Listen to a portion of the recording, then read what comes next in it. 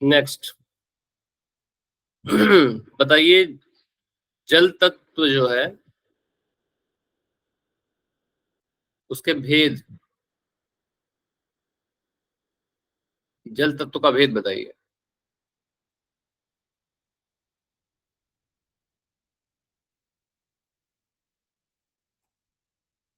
जल तत्व के 5 भेद हैं। संतोषी वर्मा जी, आप लोग उस पे देख लीजिए, नाम आपको दिख रहा होगा, है? नीचे से ऊपर आ रहे हैं हम लोग। जी सर, जल तत्व हाँ के बताइए। पंच तन्मात्रा है, शब्द, हाँ? रस और गंध, ये सभी है। गंध, बढ़िया है। ज्ञान योग की परिभाषा बताइए, क्या है इसमें?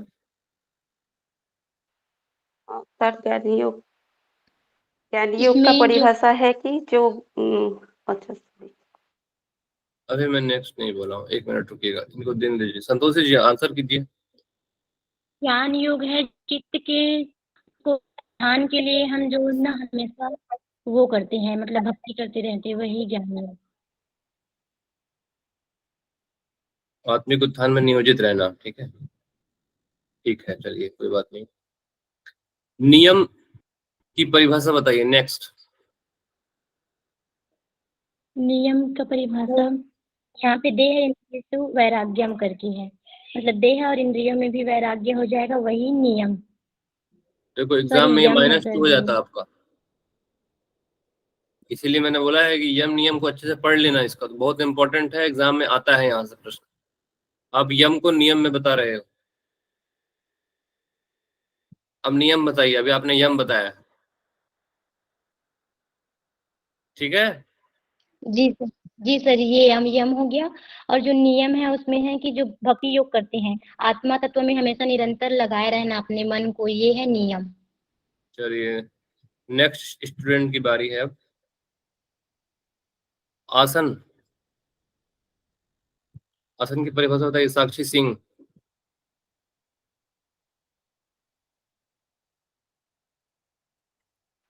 हरिओम।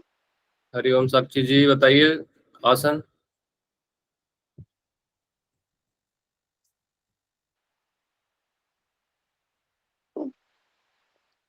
नहीं आ रहा याद? नहीं, रमेश जी बताइए आप। साक्षी पढ़ नहीं रहे हो आप? रिवीजन नहीं कर पाई थी। नहीं, आप पढ़ ही नहीं रहे हो, ऐसे टाइम वेस्ट करके क्या मिलेगा? आ? पढ़ ही नहीं रहे हो आप, रिवीजन की तो बात ही दूर।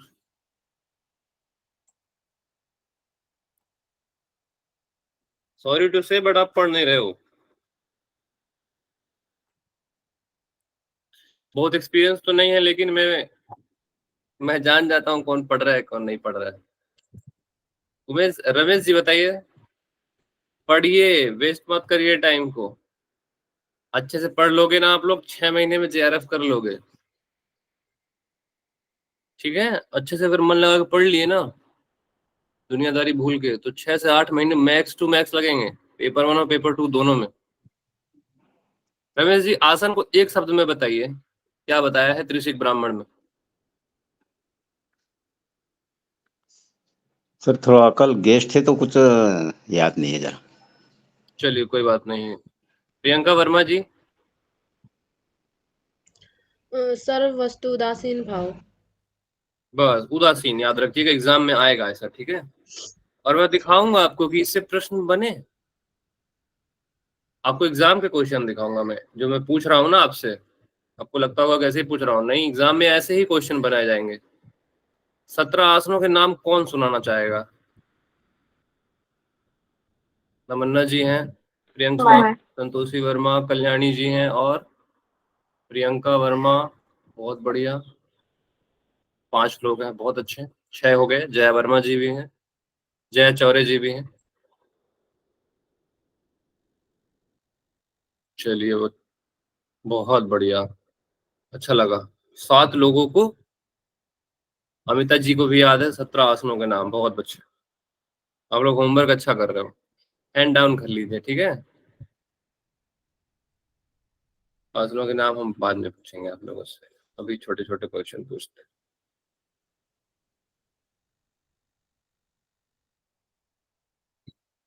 चलिए अब बताइए, नेक्स्ट नेक्स्ट क्वेश्चन आप लोग टाइप करिएगा। सर्प जाति में अग्नि का आकार कैसा बताया है? सर्प जाति में जो प्राणी होते हैं, तो त्रिशिक ब्राह्मण उपनिषद के अनुसार सर्प जाति के जीव में अग्नि का आकार किस तरह बताया है?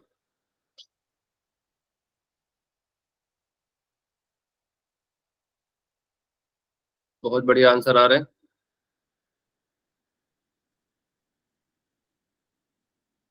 बहुत बढ़िया। 6 कोण मतलब षटकोण। बहुत बढ़िया। चलिए माइक ऑन करिए। इच्छा जी, इच्छा पुंडीर, यस सर। बताइए मनुष्य का बताइए। सर त्रिकोण। 4 पैर वाले पशु का? चौकोर। सांप का? 6 6 कोण। पक्षियों में? सर वृत्ताकार गोल।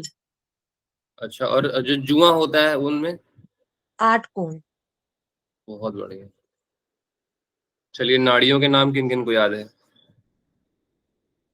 सर मैं नाड़ियों के नाम किन किन लोगों को याद है? हैंड रेस करिए। तमन्ना जी, प्रियंका जी, अमिता। देखिए मैं पढ़ाने का क्या है, मैं एक ही दिन में त्रिशिक ब्राह्मण खत्म कर सकता हूँ, ठीक है? आप अपने ब्रेन की कैपेसिटी जो है ना उसको थोड़ा सा इंक्रीज करिए।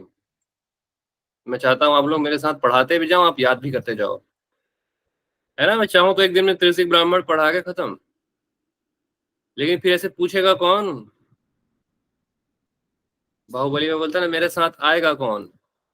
संतोषी वर्मा जी बताइए मुझे, इनमें जो नाड़ियां है ना उनका नाम बताइए।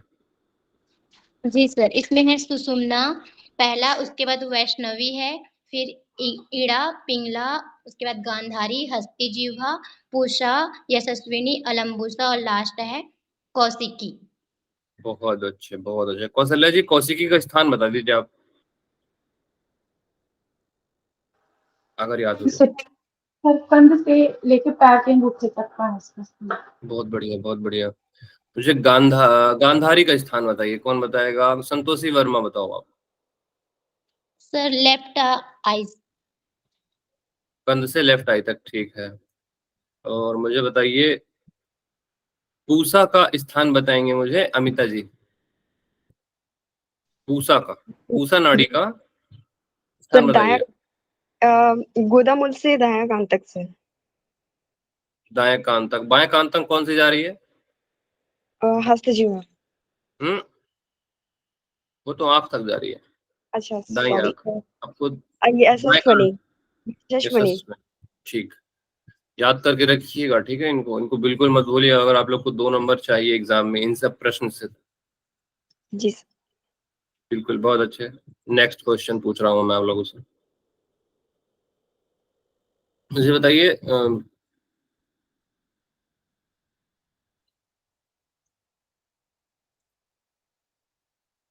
संपूर्ण शरीर में पाए जाने वाले प्राण का नाम बताइए।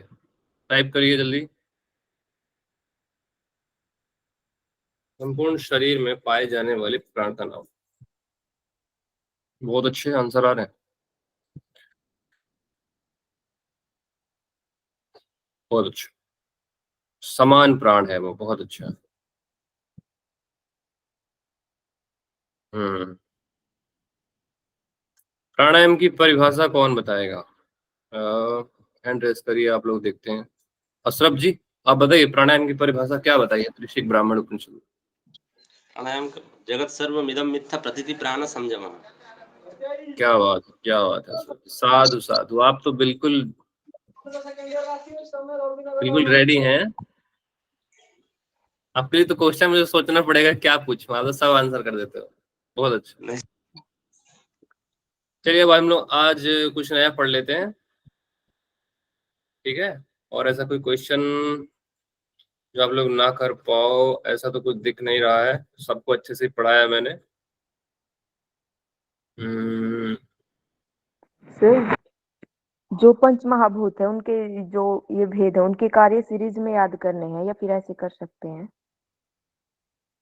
कार्य जो जो कार्य मैंने बताए थे पंच महाभूत के, जी सर, वो सीरीज में याद करने हैं क्या? नहीं उनको आप बस याद कर लो। अभी तक वो पढ़ाया नहीं है किसी ने, लेकिन वो इम्पोर्टेंट लगता है। जी सर। ठीक है, कर लीजिएगा वो। चलिए, आप लोग सबका आंसर मतलब त्रिशिक ब्राह्मण ऐसा है कि आप लोग सब आंसर कर लोगे इसमें। कर्मयोग भी जानते हो आप, ज्ञान योग भी जानते ही हो, सृष्टि का क्रम भी जानते हो आप, किस वेद से है ये भी मालूम है आप लोगों को, ये भी प्रश्न कर लोगे। अब आज कुछ नया पढ़ लेते हैं, ठीक है? अष्टांग योग खत्म कर लेते हैं आज, ठीक है?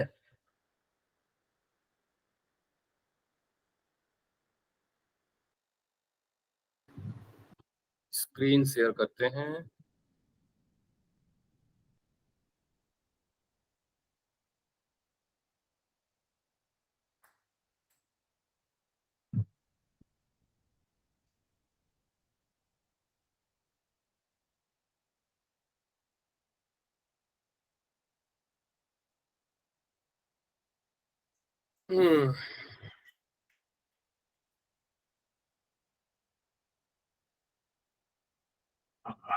स्क्रीन दिख रही है? Yes sir.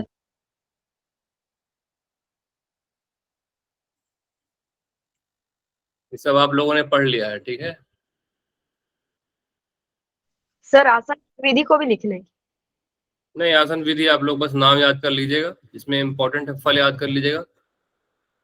फल केवल पद्मासन में ही बताया है, तो फल पद्मासन का आप लोग फल याद कर लीजिएगा। जहां तक पाप नाशक है, और एक और है, और एक क्या, एक दो है लाभ उसके। सभी व्याधि व्याधि दूसरों का विनाशक कहा गया है, ठीक है? इसका नाश चलिए, हम लोग आज पढ़ेंगे आप लोग यम नियम आसन प्राणायाम तक हम लोग पहुंच चुके हैं। तो प्राणायाम आपने जान लिया है।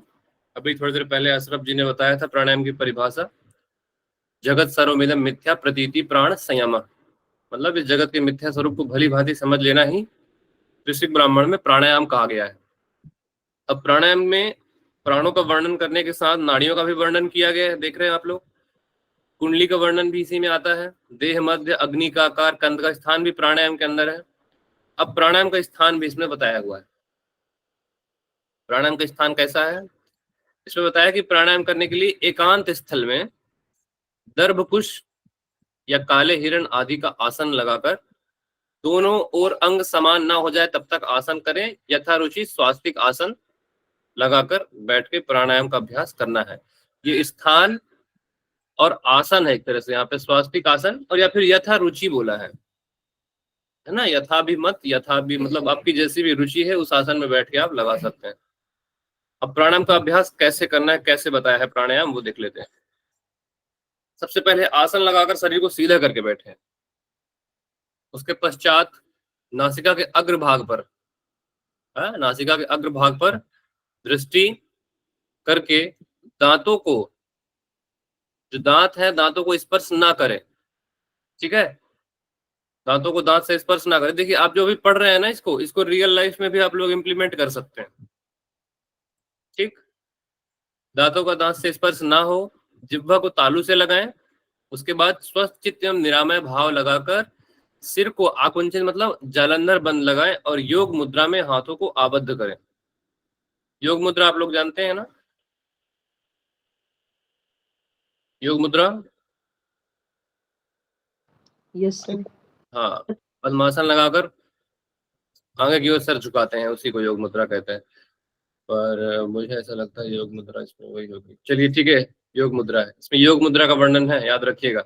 अब देखिए करना कैसे है प्राणायाम, ये विधि सामान्य है इसमें, ठीक है? प्राणायाम हम लोग ऐसे ही करते हैं। इस पे कौन सा बंध लगाया है आपको ये इंपॉर्टेंट है, याद रखना है। और कैसे किया जा रहा है इसमें, पहले रेचक करना है, फिर पूरक, फिर कुंभक, फिर रेचक। रेचक, पूरक, कुंभक, रेचक, ठीक है? अब इसमें आपको इन चार विधि को प्राणायाम कहा गया है ना?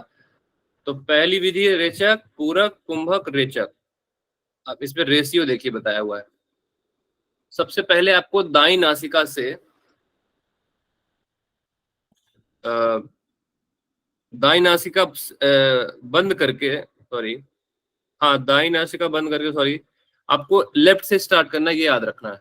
हाँ, बाएं वाली नासिका से स्टार्ट करना है, तो बाएं से बंद करके दाएं वाले से आपको रेचक कर देना है। उसके बाद बाएं से स्टार्ट करिए, फिर 64 का कुंभक और 32 का रेचक, ठीक है। रेचक करने के बाद ही करना है 16, 64, 32, इस प्रकार 4 विधि का बताया है।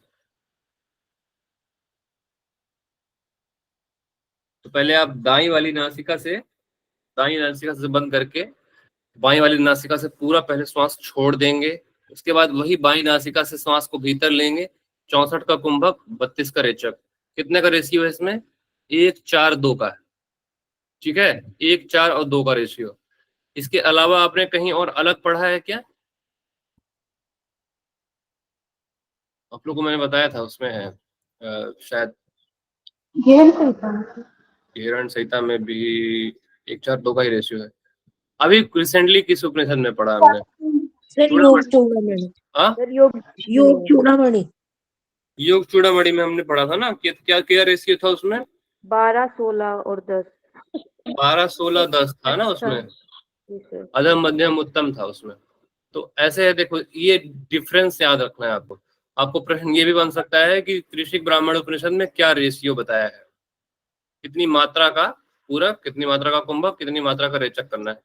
16, 64, 32 4 बार करना है, एक सुबह, एक शाम, एक दोपहर, एक शाम, एक अर्धरात्रि,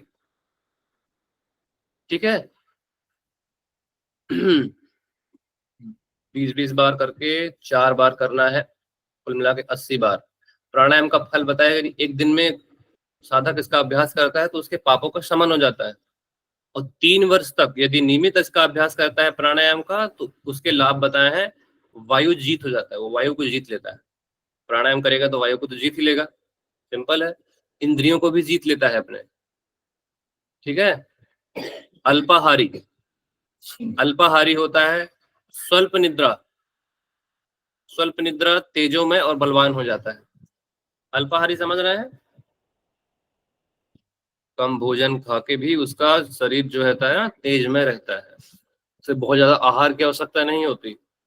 कम निद्रा, स्वल्प निद्रा, मतलब उसको बहुत ज्यादा नींद की आवश्यकता नहीं होती। उसका शरीर जो होता है ना, समझ लीजिए सोमरस से भरा हुआ होता है। सोमरस का जो स्त्राव हो रहा है आपका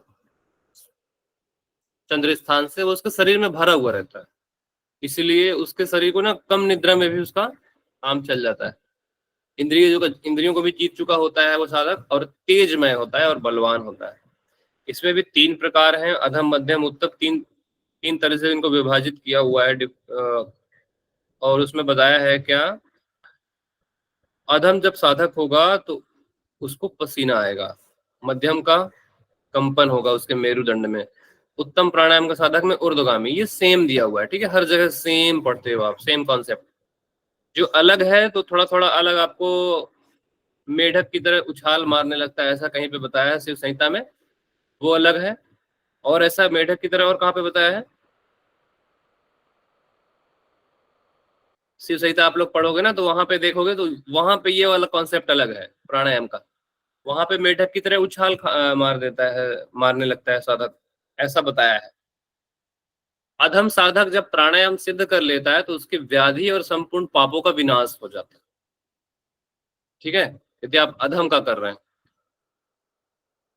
फिर मध्यम साधक जब अपना प्राणायाम सिद्ध कर लेता है, जब उसे पता चल जाता है ना मेरुदंड में कंपन, तो उसकी महाव्याधियों और पाप समस्त रोगों का नाश हो जाता है। मतलब देखिए, व्याधि और यहाँ महाव्याधि का वर्णन, ये छोटा छोटा वर्ड देख रहे हो, व्याधि, महाव्याधि, इससे प्रश्न बन जाएगा और आप लोग गलती कर दोगे, इसलिए इनको ना याद रखना, पहले में व्याधि फिर महाव्याधि। व्याधि मतलब समझ लीजिए सामान्य रोग, जैसे बुखार हो गया, सर्दी हो गई, है ना। महाव्याधि जैसे बड़े बड़े रोग,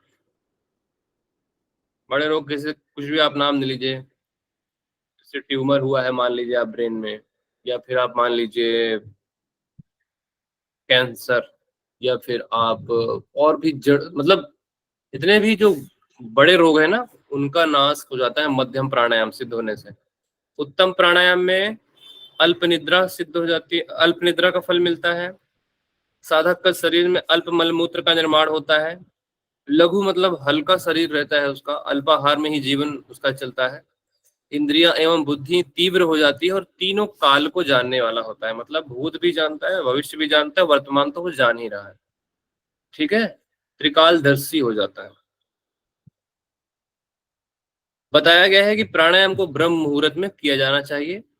शीतली प्राणायाम द्वारा मतलब जिह्वा द्वारा वायु को खींचकर पीने से 3 मास में ही वाक सिद्धि प्राप्त हो जाती है। ठीक है, ब्रह्म मुहूर्त आप जानते हैं ना, करीब 3:30-4 के बीच होता है वो। 3 मास में वाक सिद्धि प्राप्त हो जाती है। वाक सिद्धि क्या है? वाक सिद्धि है सत्य क्रिया फलाश्रयत्वम, ये आपको याद होगा। सत्य क्रिया फलाश्रयत्वम का मतलब जानते हो आप लोग? कोई एक बताइए। जी सर, वाक सिद्धि संस्कार जिसमें जो भी साक्षात्कार क्रिया फल से तुम तो सुना है सर।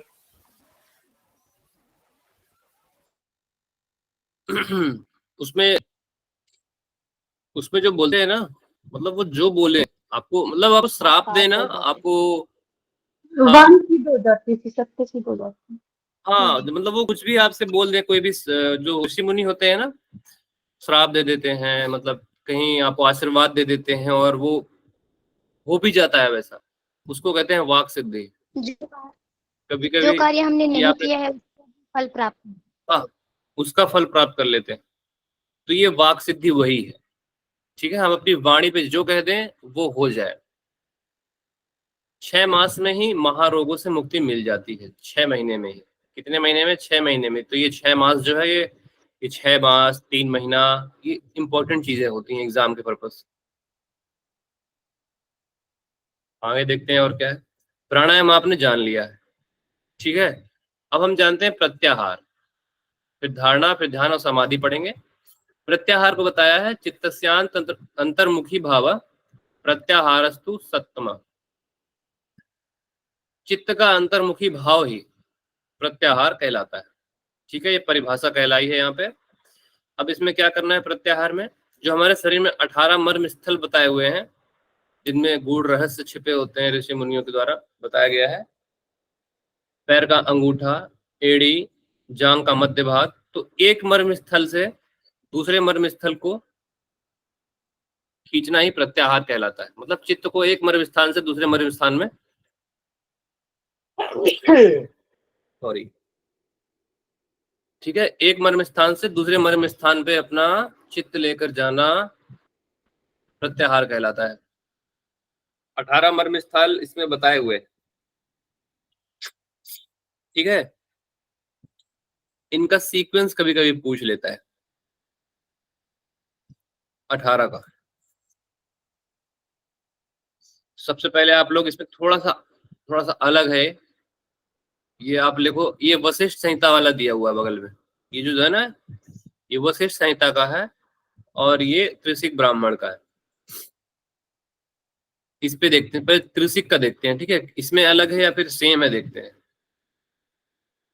सबसे पहले पादांगुष्ठ मतलब पैर का अंगूठा, फिर गुल्प संधि मतलब एड़ी को बोलते हैं गुल्प संधि, फिर पिंडिका मध्य, यहाँ पे भी जांग का मध्य भाग है, फिर जानो मूल मतलब घुटने का मूल, यहाँ घुटना मूल नहीं, यहाँ गुदा का मूल भाग है, फिर जानू मतलब घुटना, उरु मतलब जंघा, उरु का मतलब जंघा के मध्य, फिर पायु मूल। ये ऊपर देखो सीक्वेंस से स्टेप बाय स्टेप ऊपर हो रहे हैं, ये इस वाले वशिष्ठ संहिता में। लेकिन जो आप त्रिशिक में पढ़ोगे वो अलग है। सबसे पहले आप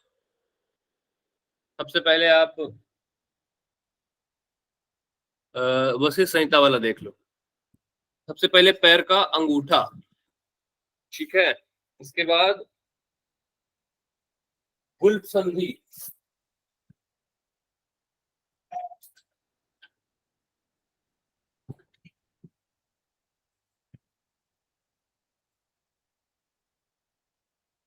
पैर का अंगूठा आप लोग अपने पैर को छूते रहना, ठीक है, मतलब इमेजिन करना कहाँ कहाँ पे मैं बता रहा हूँ। पैर का अंगूठा, ध्यान लगाओ वहां पे पैर का अंगूठा, फिर ऊपर आते हैं गुल्प संधि मतलब एणी, ठीक है। उसके और ऊपर आओ पिंडिका मध्य। पिंडिका मध्य समझ रहे हो, जहाँ पे आपकी काफ मसल होती है उसको पिंडिका मध्य बोलते हैं।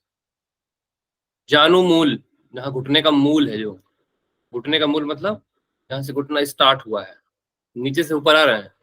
फिर जानू मतलब घुटना, और ऊपर आइए उरु। उरु मतलब उरु का मध्य मतलब जंघा का मध्य भाग, जंघा का मध्य भाग। और ऊपर आइए पायु मूल मतलब गुदा, ठीक है, पायु मूल मतलब गुदा। और ऊपर आ रहे हैं देह मध्य, फिर लिंग, फिर और ऊपर आ रहा है नाभि, फिर हृदय मध्य,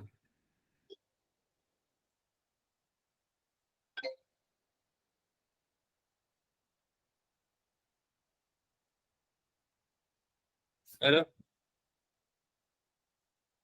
हेलो,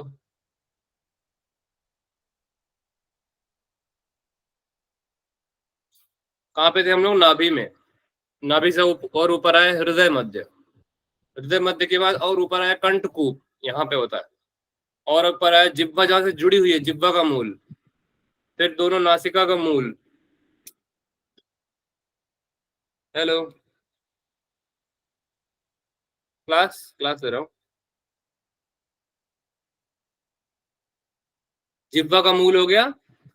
अब जिह्वा के मूल के बाद नासिका का मूल, जहां से नासिका स्टार्ट हुई है। उसके बाद नेत्र प्रदेश, ये जो भाग है नेत्र प्रदेश ये कहलाता है।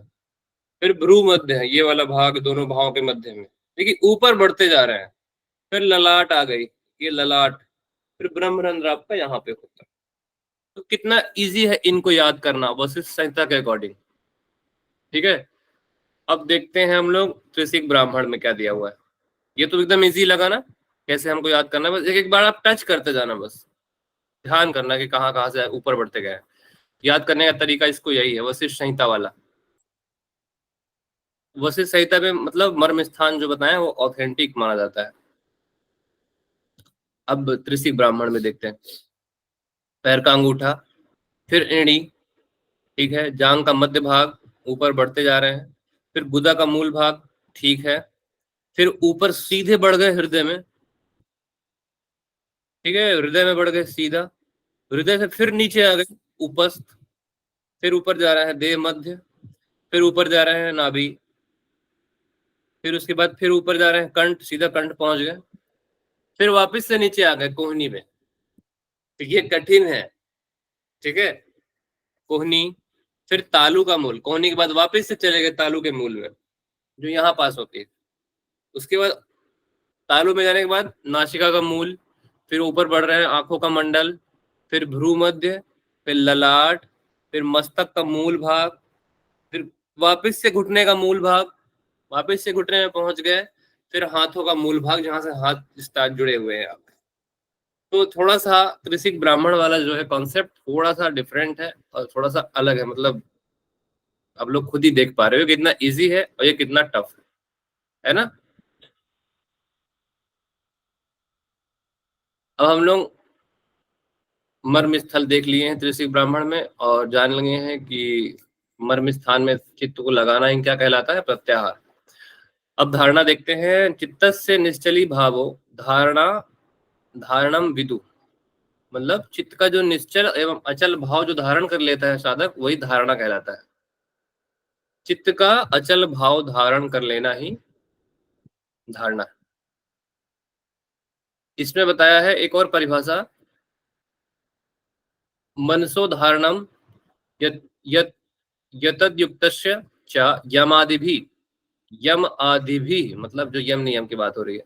धारणा स च संसार सागर उत्त कारण, मतलब इसमें बता रहे हैं धारणा का फल भी बताया गया है और एक और परिभाषा भी बताई गई है कि यम नियम के द्वारा मन का धारण करना मतलब एकाग्र कर लेना भी धारणा कहलाता है, ठीक है। धारणा का फल बताया है कि इसके द्वारा मनुष्य संसार सागर उत्तम कारणम, मतलब संसार सागर जो समुद्र रूपी संसार सागर है इसको भी पार करने में सक्षम हो जाता है। किस त्रिशिक ब्राह्मण में ऐसा प्रश्न बन जाए, देखिए जिसमें फल दिया होता है ना वो बहुत इंपॉर्टेंट हो जाता है। तो इसमें बताया है कि त्रिशिक ब्राह्मण में धारणा सिद्ध करने से साधक संसार सागर को पार करने के सक्षम हो जाता है। अब धारणा क्या है, कहाँ पे धारणा लगानी है? अपने चित्त को अचल भाव धारण करना है तो कैसे करना पड़ेगा? पंच तत्वों में धारणा लगानी है। ठीक है, ये पंच तत्व की धारणा आपको हर जगह मिलेगी, मैक्सिमम आपको बहुत जगह मिलने वाली है पंच तत्व की धारणा। इससे प्रश्न बनता है, ठीक है, ये धारणा से प्रश्न बनता है। कैसे प्रश्न बनता है? पृथ्वी तत्व का स्थान, अग्नि तत्व का स्थान, वायु तत्व का स्थान, आकाश तत्व का स्थान कहाँ बताया है? ऐसे प्रश्न बनेंगे, पहला। दूसरा, देव, अग्नि तत्व के देवता कौन है, वायु तत्व के देवता कौन है, ऐसे प्रश्न बनेंगे। ठीक है, अब देखते हैं स्टार्टिंग से। समय सब में 5 घटी होता है, लेकिन इसमें 5 घटी, फिर 10 घटी, 15 घटी, 20 घटी। देख रहे हो, ये अलग है। इसमें बहुत सी चीजें डिफरेंट हैं लोगों। और ग्रंथों के अनुसार, मतलब जितने भी हम योग की चीजें पढ़ते हैं, हठ योग पढ़ते हैं, वहां पे हर जगह मैंने 5 घटी देखा है। 5 घटी, 5 घटी, घेरन संहिता में भी 5 घटी ही बोला है। लेकिन इस वाले में 5 घटी तो पहले वाले में बोला है, फिर बढ़ते गए हैं, 5 5 5 बढ़ाते जाओ। ठीक है, 5 5 5 बढ़ाते गए हैं। पृथ्वी तत्व का स्थान है पैर से घुटना। ठीक है, धारणा कहाँ लगनी है? आपके पैर से लेके घुटने तक। उसका रंग बताया है, पृथ्वी तत्व का रंग पीला है।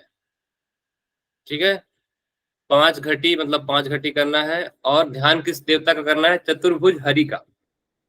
ठीक है, इसको आप उससे देखो, ये तो चार्ट हो गया, ये तो चार्ट है, आप बुक से देखो इसको।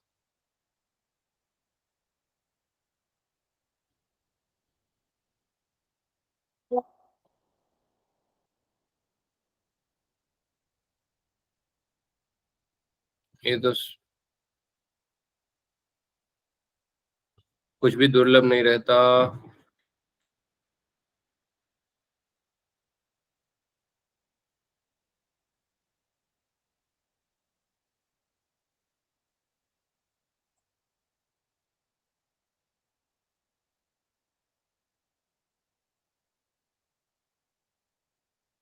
देखो, ये सब चीज आप लोग लिख लेना, ठीक है।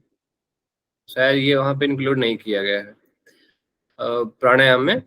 अपने योग में निरंतर प्रयत्नशील रहने वाले साधक को नाभिकन अर्थात मूल में, नासिका के अग्रभाग में तथा दोनों पैर के अंगूठे में संध्या वंदन के समय मन द्वारा प्राण तत्व की धारणा करनी चाहिए। ठीक है, ये एक तरह से ना, आप थोड़ा सा तांत्रिक साधना देखोगे ना, शरीर के भिन्न भिन्न भाग को ऐसे छूना, मतलब एक मैंने देखा है स्पर्श करा के, जो विधि बता रहे हैं ना यहाँ पे, तो ये मैंने देखा है तंत्र साधना, उनमें ऐसी ही विधि होती है, तो कुछ ना कुछ वैसा ही है। इस प्रकार की प्रक्रिया से योगी समस्त प्रकार के रोगों से मुक्त होकर आनंद पूर्वक जीवन जीता है, एवं नाभिकंद में प्राणों को धारण करने पर कुक्षी के समस्त रोग का नाश हो जाता है। देखो, वहां पे कुक्षी वाला वर्ड नहीं आया था प्राणायाम के जो फल हम देख रहे थे।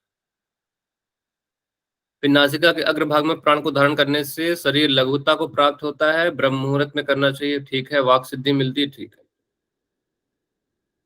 ये प्राणायाम हो गया।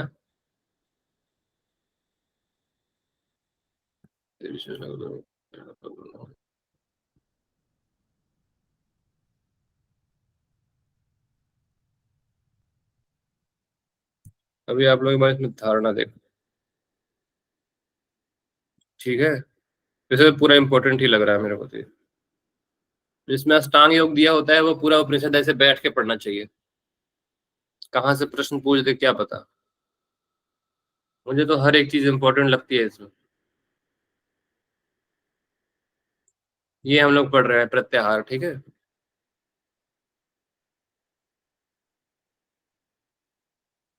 प्रत्याहार हो चुका है।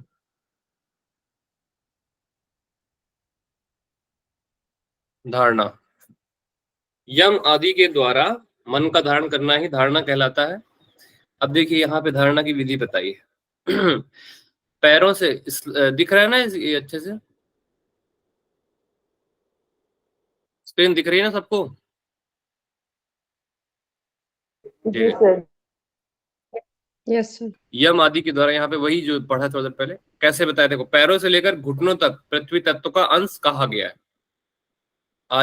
आजानुपाद पर्यंतम, ठीक है। पृथ्वी स्थानम इष्यते, पित्तला, पित्तला मतलब पीला, चतुरस्त्रा चा वसुधा वज्र लांछिता। कैसा, यहाँ पे देखिए ध्यान कैसे करना है वो पूरा बताया हुआ है। पैर से लेकर घुटनों तक पृथ्वी तत्व का अंश कहा गया है। पीले रंग की 4 कोण से युक्त पृथ्वी वज्र लांछिता मतलब जटित कही गई है। 5 घटी अर्थात 2 घंटे तक वायु को ग्रहण करके पृथ्वी तत्व का चिंतन करते रहना चाहिए। वायु को ग्रहण करके मतलब यहाँ पे प्राण को अंदर रोक के रखना है, ठीक है। पृथ्वी तत्व का चिंतन करते रहना चाहिए। घुटनों से कमर तक का भाग जल का क्षेत्र कहा गया है। पृथ्वी तत्व का हो गया, अब जल का देख रहे हैं। पृथ्वी का कहां से, पैर से लेके घुटने तक।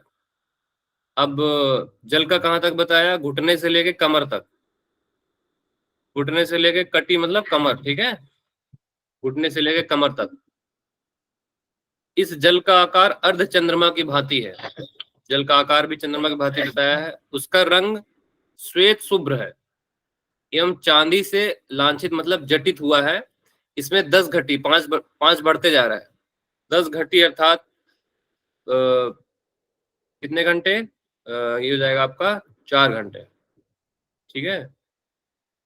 2 घंटे, फिर ये 2 घंटे, 4 घंटे तक श्वास को रोककर जल तत्व का चिंतन करें। तो ये तरीका है, मतलब विधि है इस तरह की। फिर आगे, शरीर के कटी प्रदेश से के मध्य में अग्नि का स्थान कहा गया है, ठीक है। अब इसको आप समझ गए कैसे इसमें बताया हुआ है। अब इसको हम लोग इसी स्लाइड से ही देखते हैं। पृथ्वी तत्व का स्थान पैर से घुटने तक, ऊपर बढ़ते जाना। जल तत्व का स्थान घुटने से कमर तक। अग्नि का स्थान कमर से नाभि तक, अग्नि नाभि में ही पाई जाती है, याद रखना, ठीक है। वायु का स्थान नाभि से लेकर नाक तक है। आकाश का स्थान नाक से लेकर ब्रह्मरंध्र तक स्थान हो गया। जब पृथ्वी तत्व की धारणा करेंगे तो वहां पे बताया है कि रंग वहां पे पीला है, 5 घंटे तक करना है। चतुर्भुज देवता हरि का ध्यान करना है, और वहां पे आकार बताया जब ध्यान करेंगे 4 कोण। जल में रंग श्वेत, समय 10 घटी, देवता नारायण, उनका ध्यान किया जाएगा। और अर्ध चंद्रमा की भांति जल को बताया है। जो जल तत्व है उसको अर्ध चंद्रमा की भांति, मतलब एक आपको इमेजिन करना है कि जो जल है वो अर्ध चंद्रमा की भांति है, ठीक है। अग्नि तत्व है कटी से नाभि तक, लाल रंग, 15 घटी, प्रद्युम्न उसके देवता है। अग्नि की लपेटों की तरह आकार बताया है। वायु जो है नाभि से नाक तक है। रंग धूम्र बताया हुआ है। रंग बहुत इंपॉर्टेंट है, रंग आता है एग्जाम में। 20 घटी तक करना है। देवता संकर्षण है, वेदी की तरह। आकाश जो है नाक से लेके ब्रह्मरंध्र तक स्थान होता है इसका। रंग नीला है, समय इसमें नहीं बताया। देवता इसके वासुदेव है, आकार भी नहीं बताया। तो ये आपको याद करना है। ये चार्ट आप देख लो अच्छे से। ये चार्ट बहुत छोटा सा दिख रहा है लेकिन एग्जाम में आता है इससे प्रश्न। सर ये पूछना था, ज्ञान संहिता में तो ना आकाश का सदाशिव बताया है, देव तो वहां पे आपके देवता होंगे ब्रह्मा विष्णु रुद्र ईश्वर सदाशिव। ब्रह्मा विष्णु रुद्र ईश्वर सदाशिव, ये हर जगह मिलता है। लेकिन यहाँ पे सर वासुदेव है आकाश। हाँ, यहाँ पे सब तो अलग है। ब्रह्मा विष्णु रुद्र ईश्वर सदाशिव, यहाँ पूरा अलग है। यस, ये धारणा पूरी अलग है। यहाँ देखो ना आप, समय 5 घटी है या फिर 10 घटी है, ठीक है। पृथ्वी तत्व का रंग पीला ही है वहां पे भी। जल वहां पे कुंद्र के समान बताया है। अग्नि लाल ही मिलती है। वायु धूम्र के समान, ठीक है। आकाश नीला है, इसमें ठीक है। अब देखिए ध्यान हम जानते हैं क्या है ध्यान। मैं चिन्मात्र स्वरूप हूं, यही चिंतन भाव करना ध्यान कहलाता है, ठीक है। मैं चिन्मात्र स्वरूप हूं। इसमें ध्यान की विधि है, योगासन लगाकर बैठ जाएं। योगासन आप पढ़ के आए हैं, कैसे लगाते हैं। हृदय प्रदेश में हृदय की विशेष आकृति का चिंतन करें। उसके बाद नासिका के अग्रभाग में दृष्टि लगाकर जिह्वा को तालू से स्पर्श करें। फिर दांतों का दांत से स्पर्श करते हुए इंद्रियों को संयमित करते हुए पर ब्रह्म परमात्मा वासुदेव का ध्यान करें। मतलब श्री कृष्ण का ध्यान करना है। तो एग्जाम में ये वासुदेव जो वर्ड है यहाँ पे, जो ईश्वर का नाम है, ये इंपॉर्टेंट है। आसन इसमें इंपॉर्टेंट है। कौन सा आसन करने को बोला है? योगासन बोला है ध्यान की विधि में।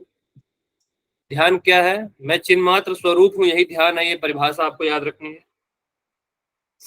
ठीक है। अब देखिए ध्यान में और क्या इंपॉर्टेंट था, दृष्टि भी बताई हुई है। तो दृष्टि इसमें नासिका के अग्रभाग में दृष्टि करनी। समझ रहे हो ना कैसे करना है ध्यान? ये सब अभ्यास के विषय हैं। अब ध्यान का फल क्या है? यदि कोई साधक एक प्रहर अर्थात 3 घंटे तक ध्यान करे तो तक कुंभक करते हुए जो योगी परब्रह्म परमात्मा वासुदेव का ध्यान करता है उसके 7 जन्मों के पाप नष्ट हो जाते हैं। समझ रहे हो कितना इंपॉर्टेंट है प्राणायाम करना? यम नियम आसन प्राणायाम हर तरह, मतलब हम लोग सीक्वेंस वाइज आगे बढ़ रहे हैं, है ना।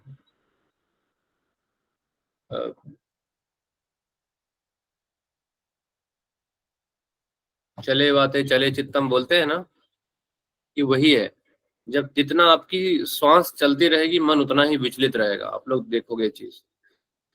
तो इस तरह बताया कि ध्यान का फल, जितना आप अपने श्वास पे कंट्रोल करते हुए 3 घंटे तक वासुदेव का ध्यान किए तो 7 जन्मों के पाप का नाश हो गया। और आगे ध्यान की विधि इसमें बताई है कि जब ध्यान के क्षेत्र में हम पहुंचते हैं, स्लाइड में आते हैं, इसमें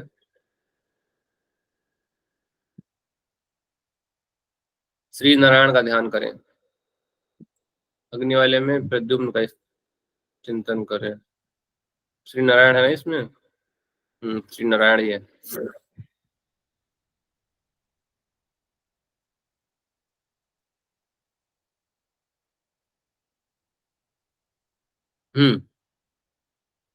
देखिए अब इसमें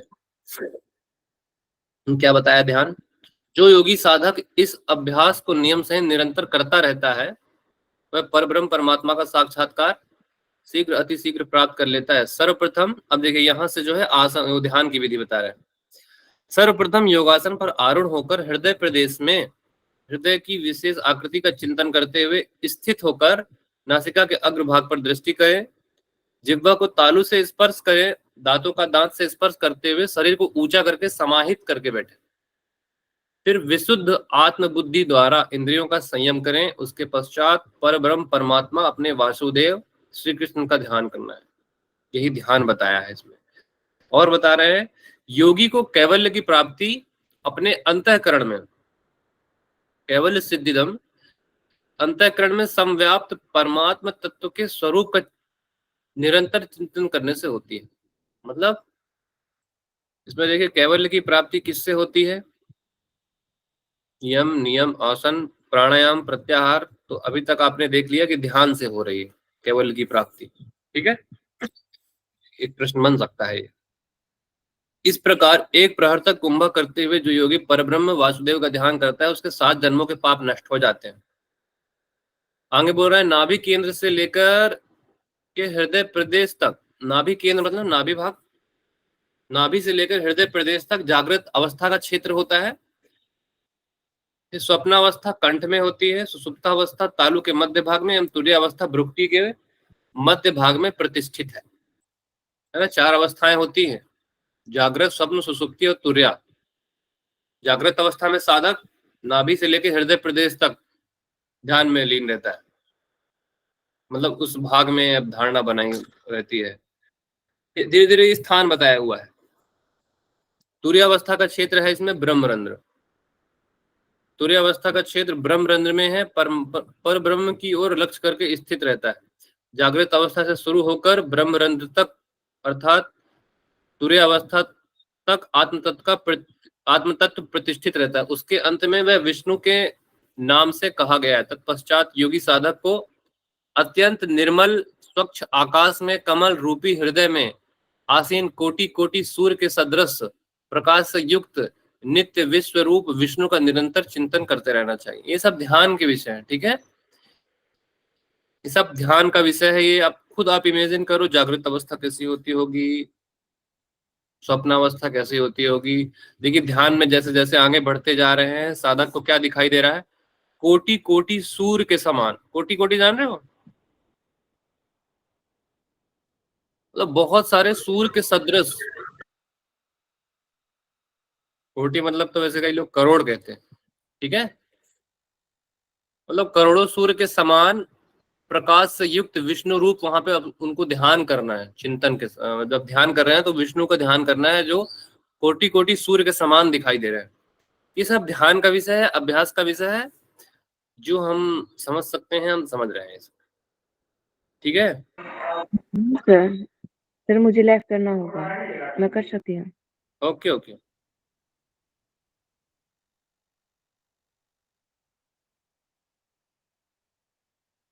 ठीक है, ये हो गया आपका ध्यान। और क्या बताया ध्यान के विषय में?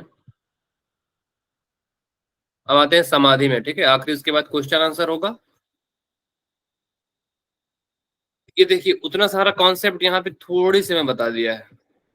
जागृत अवस्था नाभि से हृदय तक क्षेत्र होता है, स्वप्नावस्था कंठ में, सुसुप्तावस्था तालु के मध्य में, तुरीयावस्था भ्रू मध्य में। मतलब ये जो बेसिक जो स्लाइड आप देख रहे हो, ये आपके एग्जाम के पर्पज से बहुत इंपॉर्टेंट है। मतलब समझ लो ये नोट्स ही है ना, शॉर्ट नोट्स कहते हैं ना, ये शॉर्ट नोट्स ही हैं, आप समझ लो। अब समाधि की क्या परिभाषा है? ध्यान का पूर्ण रूपेण विस्मरण कर देना ही समाधि कहलाता है। जब साधक इस अवस्था में है, वासुदेव का चिंतन कर रहा था अभी, है ना, जो सूर्य के समान दिखाई दे रहे थे उसे, वो उसी में ही लीन हो गया, उसी के आगे। मतलब देखिए त्रिशिक ब्राह्मण में ना ऐसा नहीं है कि आप यम कर लीजिए फिर नियम कर लीजिए या फिर पहले आसन कर लीजिए, ऐसा नहीं है। त्रिशिक ब्राह्मण उपनिषद जो है आपका एक सीक्वेंस में बढ़ता है, पहले आप यम सिद्ध करिए, उसके बाद ही नियम बनेगा, उसके बाद ही आपका आसन बनेगा। यहाँ पे सब वैसा ही है। अभी आप वासुदेव का ध्यान कर रहे थे, वासुदेव भगवान का, उसी ध्यान में ही लीन हो जाना, इस विस्मरण कर देना समाधि कहलाता है। क्या सोचना? जीवात्मा एवं परमात्मा दोनों का ज्ञान प्राप्त करने के पश्चात मैं ब्रह्म हूं, इस स्थिति तक पहुंच जाना ही समाधि कही गई है। जो योगी, जो जीवात्मा एवं परमात्मा दोनों का ज्ञान प्राप्त करके मैं ब्रह्म में हूं जो पहुंच जाता है, वो समाधि को प्राप्त कर लेता है। तो जो योगी संसार में सुसुप्ति जैसी अवस्था में रहने लगता है, ऐसा श्रेष्ठ योगी साधक कैवल्य अवस्था प्राप्त होता है, ठीक है। इसमें बताया हुआ है समाधि की स्थिति। इसमें समाधि की परिभाषा आप लोग याद कर लीजिएगा। अब कुछ आंसर, क्वेश्चन आंसर हम लोग कर लेते हैं। मैं नाम, आप लोग खुद ही स्लाइड देख लो। सर इस कैसे स्लाइड में क्या दो ही फोटो दिखाया आपने, दो और दो है क्या? क्या चीज फोटो? फोटो सर पहले श्री कृष्ण भगवान की दिखाया, बाद में एक दूसरे एक ऋषि की दिखाए, दो ही फोटो वाला स्लाइड है क्या बोला? हाँ ये एक है। एक ये है, एक ये है। हाँ ये दो ही फोटो है सर, लेकिन हाँ नाम चार है इसलिए बोला मैं। अच्छा अच्छा, सर इससे पीछे वाली, हाँ यस सर, थोड़ा सा रोक दीजिए यहीं पर। यस सर 2 मिनट, सर मुझे स्क्रीन शॉट लेना है। ले लीजिए ले लीजिए। यस सर हो गया, क्योंकि सर रिकॉर्डिंग लेट आती है ना, फिर नोट्स नहीं बन पाते। अच्छा ऐसा है। हाँ सर कल काफी लेट आई ना, तो थोड़े से नोट्स रह। अच्छा इसलिए भी नहीं पढ़ पाए क्या आप लोग? चलिए अभी क्वेश्चन आंसर कर लेते हैं। आप लोग पढ़ लिए ना, देख लो एक बार, देख लो आप लोग ये सब जो भी आज पढ़ा ना, उसको एक बार रिवीजन कर लो आप लोग। ये आपने प्राणायाम पढ़ लिया, प्राणायाम का स्थान पढ़ा था आज आपने। जो इंपॉर्टेंट चीजें मैंने बताई थी याद करने को, वो आप लोग याद कर लीजिएगा। 4 विधि बताई थी, इसमें प्राणायाम के प्रकार बताए थे, अधम मध्यम उत्तम वाला, उनके फल याद कर लीजिएगा। अधम मध्यम उत्तम में क्या क्या चीजें इंपॉर्टेंट, 6 मास में ही क्या क्या सिद्धि मिल रही है, 3 मास में क्या सिद्धि मिल रही है, वो देख लीजिएगा। 4 बार करना है 20-20 के। फिर प्रत्याहार आपने देख लिया, और प्रत्याहार में मर्म स्थल कितना कठिन है, त्रिशिक ब्राह्मण में आपने वो देख लिया, और वशिष्ठ संहिता में भी आपने देख लिया। तो मैं सच बताऊं तो मैंने त्रिशिक ब्राह्मण का याद नहीं किया था, मैंने वशिष्ठ संहिता का ही पढ़ा था। मोर स्टडी मोर कन्फ्यूजन सोच के मैंने बहुत, मतलब ठीक है याद कर लेना आप लोग, क्यों आप लोग को डिमोटिवेट कर रहा हूँ, याद करना। कि प्रत्याहार पढ़ा आपने, फिर धारणा पढ़ी आपने, देख लीजिए ये धारणा है, इसमें सब इंपॉर्टेंट है। धारणा में, धारणा की परिभाषा से लेके उसका फल भी, और उसकी धारणा कहाँ कहाँ लगाई गई है वो भी, हर तत्व के देवता कौन है वो, आकार इंपॉर्टेंट उतना नहीं लगता, लेकिन स्थान, रंग, समय और देवता ये बहुत है। पृथ्वी तत्व का स्थान कहाँ है, पृथ्वी तत्व के देवता कौन है, ऐसा प्रश्न बनता है। ठीक है, फिर ध्यान आपने पढ़ा कि मैं चिन्मात्र स्वरूप हूं। वैसे तो ये लगता है कि ये समाधि है, लेकिन ये ध्यान है। ठीक है, थोड़ा सा अंतर है। कौन से आसन में बताया है, दृष्टि कैसे बताई है, किसका ध्यान करना है, ध्यान का फल क्या है, वो आपने जान लिया। फिर ध्यान में अवस्थाओं का वर्णन भी बताया है कि साधक जब जागृत अवस्था में रहेगा तो कहाँ पे उसका ध्यान का क्षेत्र होगा। फिर इस तरह से चारों अवस्थाओं के ध्यान क्षेत्र को आपने देखा। फिर आप अंत में आते हैं समाधि में। अष्टांग योग पढ़ लिया आपने। समाधि में बताया है कि ध्यान में ही पूर्ण रूप में विस्फुरित हो जाना समाधि कहलाता है। ठीक है,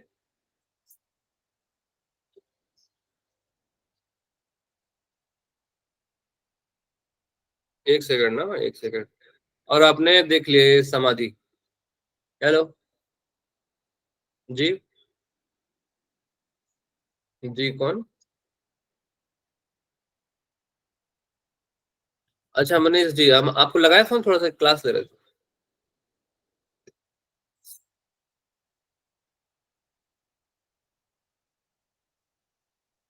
तो ये हो गई समाधि। अब आप लोग इसको अच्छे से देख चुके हो, अब आप लोग इसका आंसर करोगे। अगर आप लोग मेरे साथ अच्छे से पढ़े होगे ना दोस्तों, तो आप लोग फटाफट आंसर कर लोगे। देख लिए?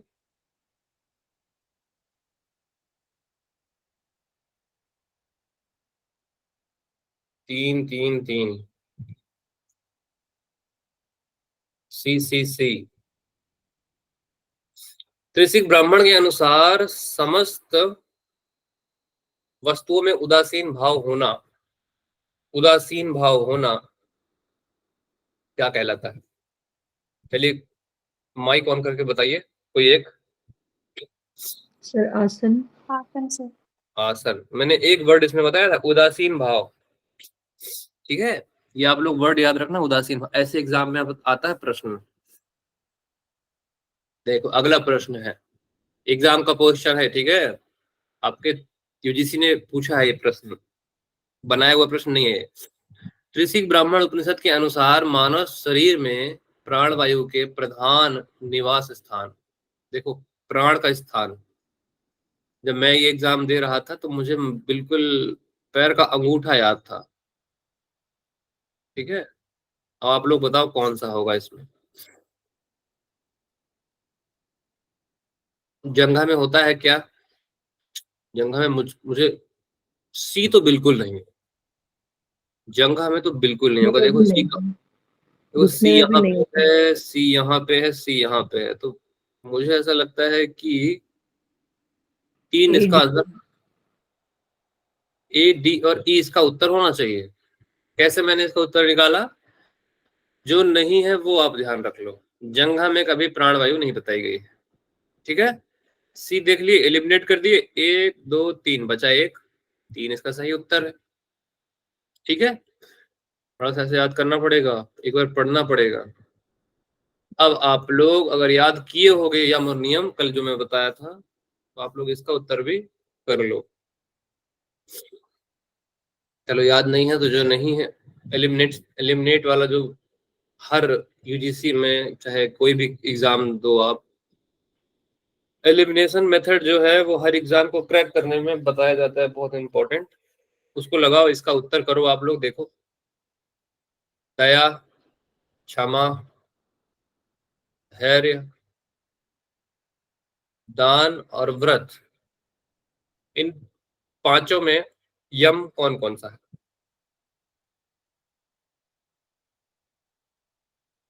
इन पांचों में यम कौन कौन सा है?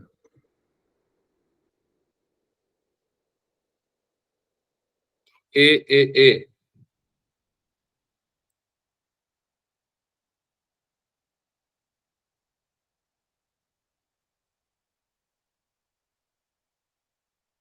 किसी को याद है उसका श्लोक याद है पूरा? ठीक है, इसका आप लोग याद कर लिए होंगे, दया, क्षमा, धैर्य। ठीक है,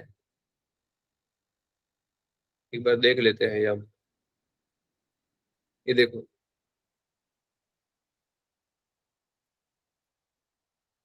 दया है, क्षमा है, धैर्य है। अगर आप लोग ये श्लोक याद कर लोगे तो आपको हमेशा काम आएगा। अहिंसा सत्यमस्तेयम ब्रह्मचर्यम दयार्जवम क्षमा धृति मिताहार शौचम च इति यमादश। ऐसे याद कर लीजिएगा, आपको बहुत काम आएगा। ठीक है, ये जो इसमें बताया हुआ है ना, ये आप लोग एक बार देख लीजिएगा, इससे प्रश्न बन गया, देख लीजिए। अगला देखते हैं अब।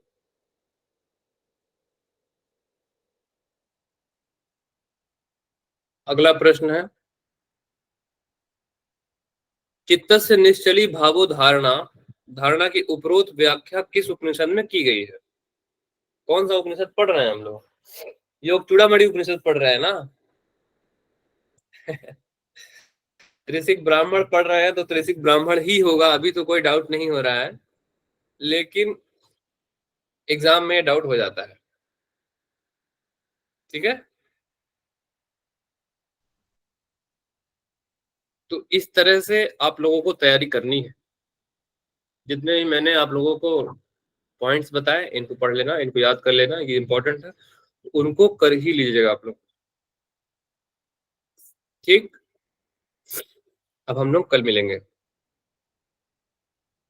कोई डाउट हो तो पूछ लीजिए।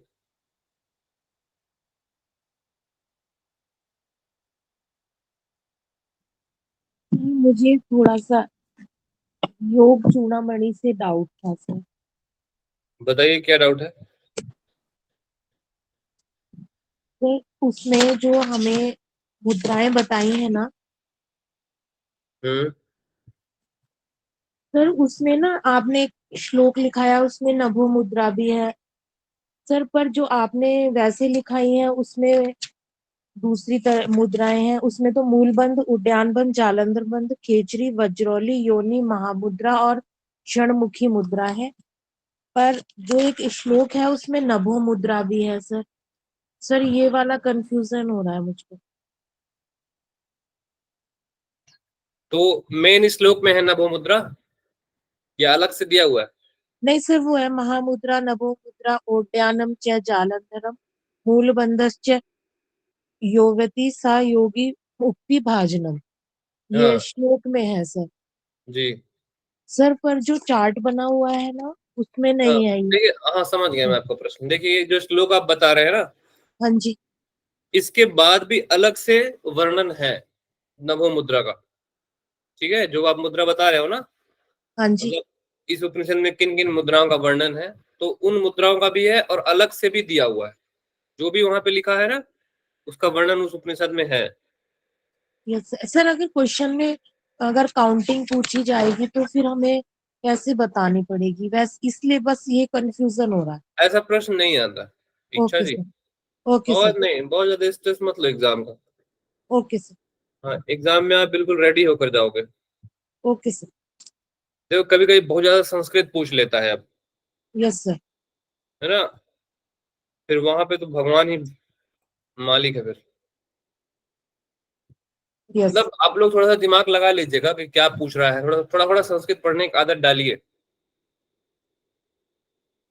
ठीक है, यस, थैंक यू सर। और किसी को कोई डाउट? सर शंकराचार्य का एक स्लाइड दिखाए थे आपने।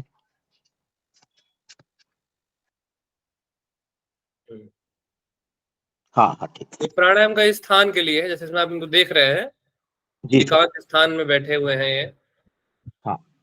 काले हिरण का आसन यहाँ इन्होंने तो नहीं लगाया, लेकिन जो साधक बैठता है प्राणायाम करने, तो मतलब समझाने के लिए कि ऐसे बैठते हैं। बिल्कुल बिल्कुल।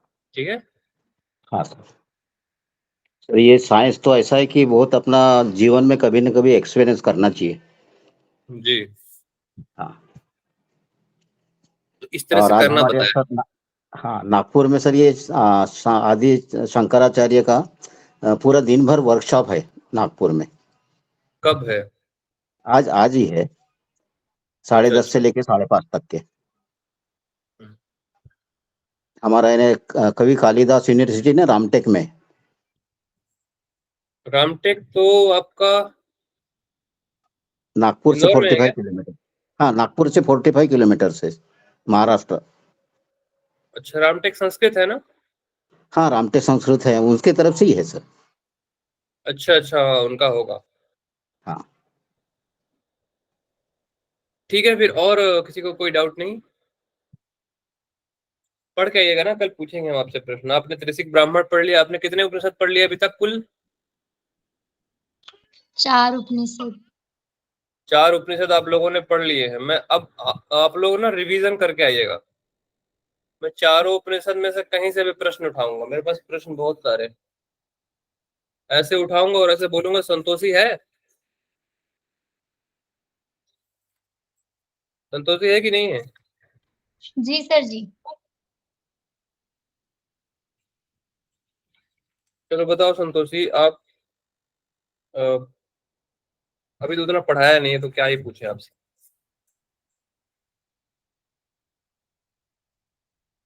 योग चूड़ामणि के अनुसार प्राणायाम किस आसन में करके बैठने को बताया है? ऑप्शन दे रहा हूँ, वज्रासन, सुखासन, गुप्तासन, बद्ध पद्मासन। बद्ध पद्मासन। हाँ, ऐसे आंसर कर लेना। ठीक है, पढ़ रहे हो त्रिशिक, पूछ लीजिए। योग चूड़ामणि ऐसे ही पूछूंगा मैं। अब लोग पर कल रिवीजन करके आना ये चारों का। ठीक है, त्रिशिक तो मुझे ऐसा लगता है जरूरत नहीं है, उन तीनों की जरूरत है जो इसके पहले वाले। रिवाइज करके आइएगा कल की कक्षा में। ठीक है।